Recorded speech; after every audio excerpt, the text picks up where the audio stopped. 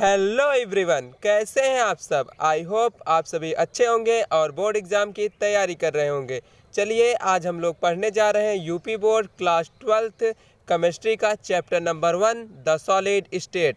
लेकिन यह पार्ट 2 है। यदि आपने पार्ट 1 नहीं देखा है तो प्लेलिस्ट में जा कर के पार्ट 1 देख लीजिए। आइए स्टार्ट करते हैं अपनी क्लास को। लेकिन क्लास को स्टार्ट करने से पहले यदि आपने हमारे चैनल को सब्सक्राइब नहीं किया है तो सब्सक्राइब ज़रूर कर लीजिए।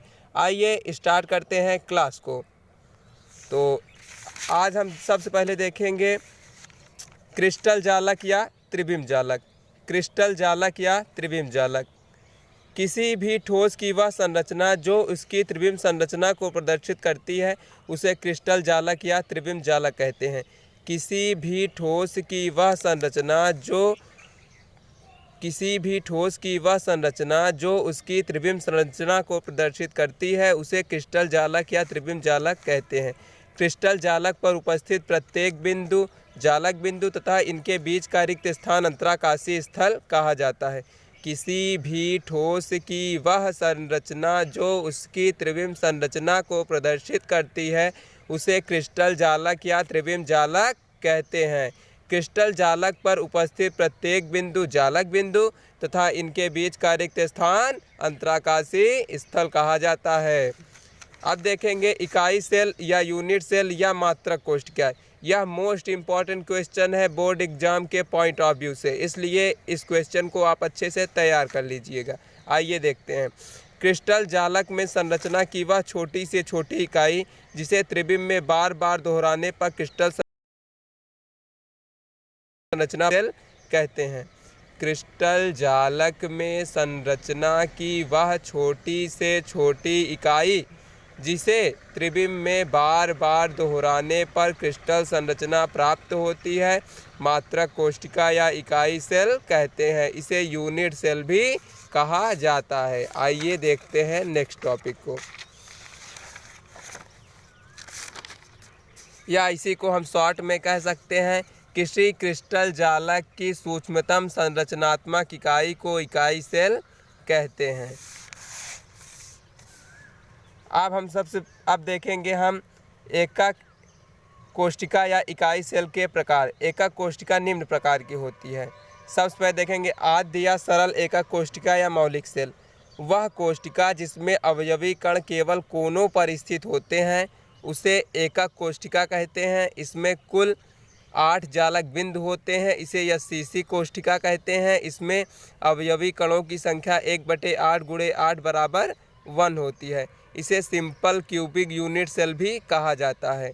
वह कोष्ठिका जिसमें अवयवी कण केवल कोनों पर स्थित होते हैं उसे आद्य या सरल एकक कोष्ठिका कहते हैं। इसमें 8 जालक बिंदु होते हैं। इसे SCC भी कहते हैं और इसमें अवयवी कणों की संख्या कितनी होती है? 1 होती है। तो आइए देखते हैं नेक्स्ट टॉपिक को। अब आप ये देख लीजिए, यही है एकक कोष्ठिका। इसमें अवयवी कण केवल कोनों पर स्थित होते हैं। अब देखेंगे हम सेकंड है हमारा केंद्रित कोष्ठिका। इसमें अवयवी कण कोनों के अतिरिक्त अन्य स्थानों पर भी स्थित होते हैं। इसे केंद्रित कोष्ठिका कहते हैं। इसमें अवयवी कण कोनों के अतिरिक्त अन्य स्थानों पर भी उपस्थित होते हैं।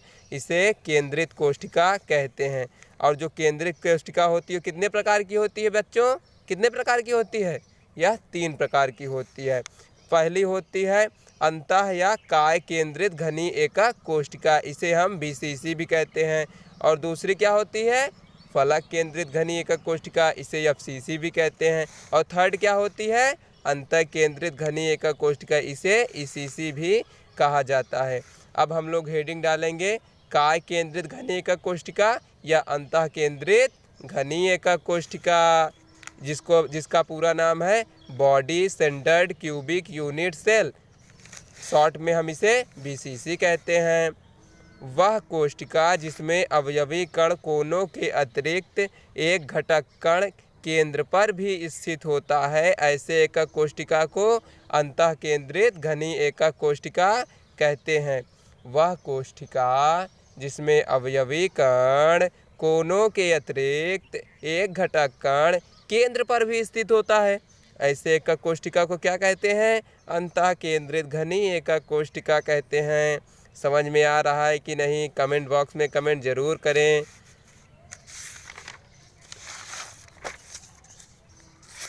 ये जो आप देख रहे हैं यही है हमारी अंतः केंद्रित घनी एकक कोशिका। इसमें कोनों पर तो अवयवी कण स्थित होते ही हैं, लेकिन एक घटक कण केंद्र पर भी स्थित होता है। आप समझ गए होंगे। बुझलो कि नहीं खे? समझे कि नहीं? आइए देखते हैं इसकी विशेषता को। इसमें 9 जालक बिंदु होते हैं। इसमें अवयव कणों की संख्या 1/8 गुणे 8 + 1 = 2 होती है। इसमें परमाणुओं की संख्या भी 2 होती है। अब देखेंगे फलक केंद्रित घनी एकक कोशिका FCC, face centred cubic unit, जिसमें अवयवी कण कोनों के अतिरिक्त प्रत्येक फलक के केंद्र पर स्थित होते हैं। क्या क्या क्या? वह कोशिका जिसमें अवयवी कण कोनों के अतिरिक्त प्रत्येक फलक के केंद्र पर स्थित होते हैं, ऐसे कोशिका को क्या कहते हैं? फलक केंद्रित घनी एकक कोशिका कहते हैं। वह कोशिका जिसमें अवयवी कण कोनों के अतिरिक्त प्रत्येक फलक के केंद्र पर स्थित होते हैं, ऐसी कोशिका को फलक केंद्रित घनी एकक कोशिका कहते हैं।